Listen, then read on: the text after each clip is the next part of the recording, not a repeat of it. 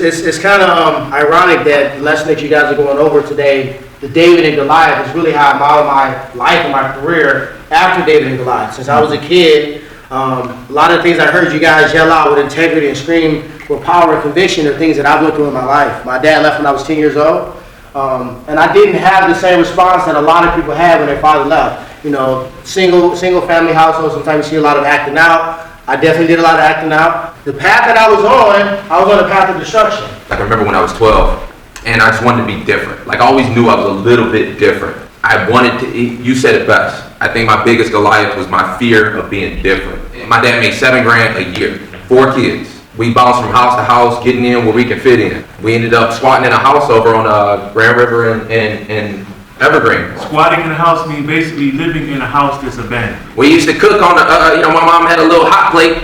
She'd make us a full course meal on the back of the couch.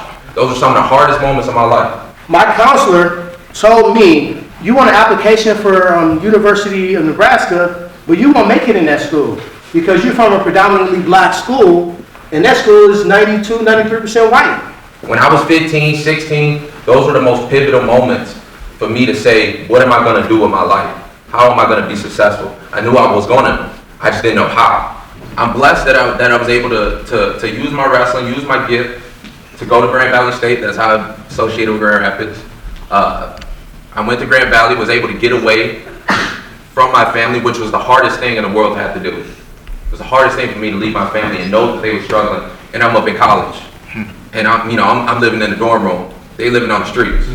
Everybody don't go through a 90-day suspension and then flick a light switch and say, okay, I'm gonna change. That's what I did. I went from getting suspended every week to 0 referrals. Graduated with a 3.8 GPA. The only thing I'm fearful of, my Goliath, is not giving it everything I got. Clearly from their story, Goliaths make us what? Better. Stronger.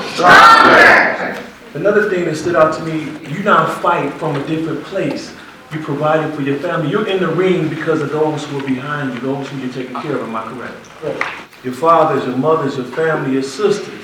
When you're in school because of them. When you're here, you're trained for them. When you become grown and you be successful, you do like care do, and you provide for them. Because they bet on you every day. For your grandfather to bring you here every time for training, you owe him to become the best in here, the best in school, the best serving Most High. All of you do.